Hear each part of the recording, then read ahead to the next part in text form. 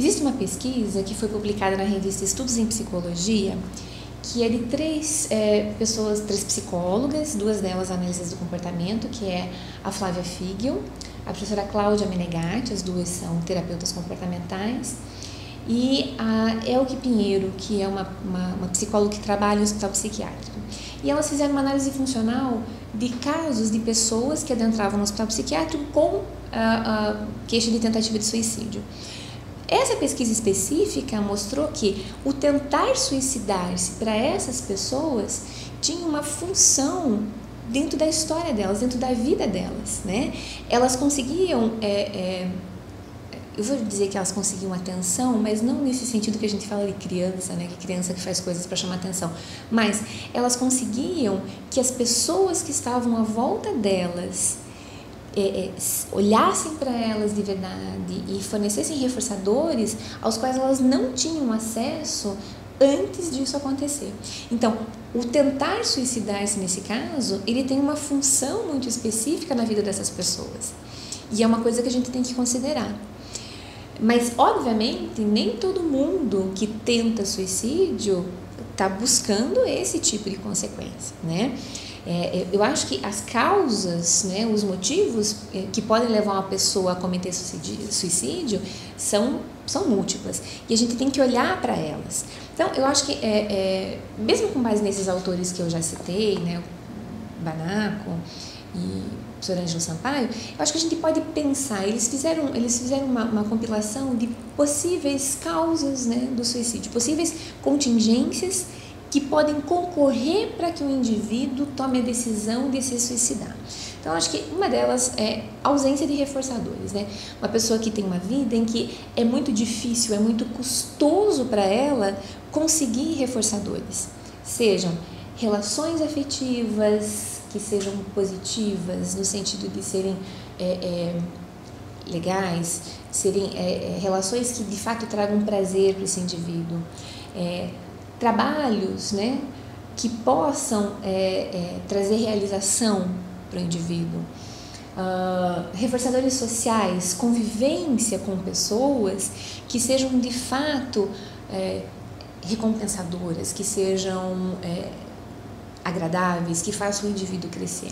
Então, um ambiente com um baixo nível de acesso a reforçadores é de fato um ambiente que pode levar o indivíduo a apresentar uma série de comportamentos, inclusive comportamentos depressivos, né? Ambientes que têm excesso de punidores, ou seja, coisas que o indivíduo faz, comportamentos que esse indivíduo emite e que geram muita estimulação aversiva. Então, o trabalhar e esse trabalho não dar certo, o relacionar-se com pessoas e essas relações terem um teor muito aversivo e você não conseguir sair disso. Ou um ambiente cheio de punidores dos quais você está engajado na maior parte do tempo para se livrar. Então, eu me comporto muito mais para evitar ou para fugir desses aversivos do que de fato para conseguir produzir reforçadores. Então, essa também é uma situação que traz muita dificuldade para os indivíduos, né? E que pode levar a comportamentos como também o suicídio, além de outros, né? Olhando um pouco para a maneira como os indivíduos se comportam, a falta de repertório para lidar com essas dificuldades também eu acho que é um fator muito importante, né? É possível, por exemplo, que o indivíduo não tenha um repertório suficientemente desenvolvido que o faça capaz de reverter situações que são reversíveis. Por exemplo, eu estou numa relação de trabalho muito coercitiva, né?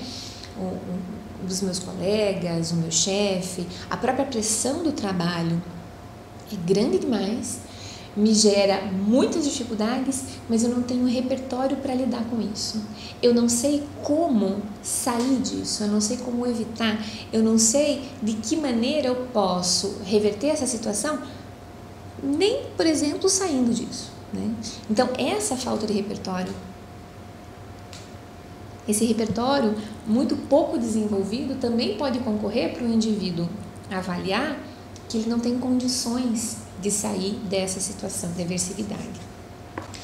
E eu acho que também uma outra situação que é importante é a exposição a punidores incontroláveis, ou seja, o indivíduo está num ambiente em que, de fato, o que ele faz ou o que ele pode fazer não é suficiente para dar conta de mudar ou reverter situações muito aversivas.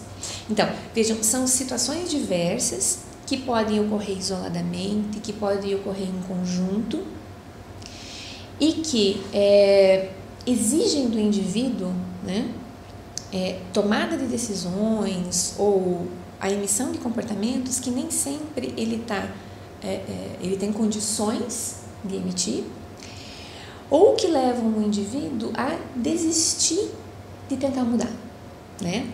Então, a gente talvez possa olhar para essas causas múltiplas do suicídio como um conjunto de situações que podem estar concorrendo na vida dele para que esse comportamento de se matar, de tirar a vida, seja a saída possível para ele, dentro das condições que ele tem, né?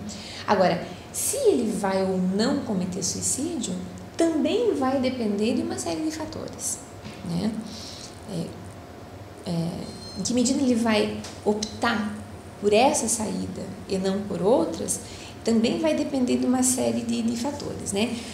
Uma delas, eu acho que tá ligada com a própria história dele, quer dizer, como ele lidou com essas situações de dificuldade no passado, de que maneira ele lidou com ambientes muito aversivos, com ausência de reforçadores, com dificuldades de repertório e qual foi o desfecho disso, ou seja, qual foi o resultado das tentativas que ele teve no passado. Ele conseguiu ou não conseguiu? Ele teve que fazer um esforço muito grande para lidar com essas dificuldades e isso se mostrou efetivo ou não? Então, essa é uma questão muito importante para o indivíduo. Por quê? Indivíduos que têm uma história de enfrentamento bem-sucedido das situações difíceis são indivíduos que avaliam as situações difíceis presentes como reversíveis, com muito mais facilidade do que o indivíduo que tenta, mas de fato nenhuma tentativa dele é suficientemente bem-sucedida. Então, acho que esse é um fator importante que vai estar motivando esse indivíduo a tentar mais um pouco ou desistir, né? Um outro fator que eu acho que é importante nessa avaliação da tomada de decisão é como é que o indivíduo avalia as suas possibilidades de mudança. Ele vai conseguir reverter? Então, ele tem uma dificuldade, ele vai dar conta de reverter isso, né? O sujeito tem uma vida, um padrão de vida, por exemplo, ele tem uma situação razoavelmente confortável para si e para sua família e ele perde tudo. Qual é a perspectiva que ele vê de viver sem esse dinheiro, viver sem essa situação? Ou qual é a perspectiva que ele vê em conseguir dar a volta por cima, refazer a sua vida? E como ele avalia que isso vai impactar a si mesmo e aqueles que estão à volta dele? Essa, por exemplo, é uma avaliação de futuro, né?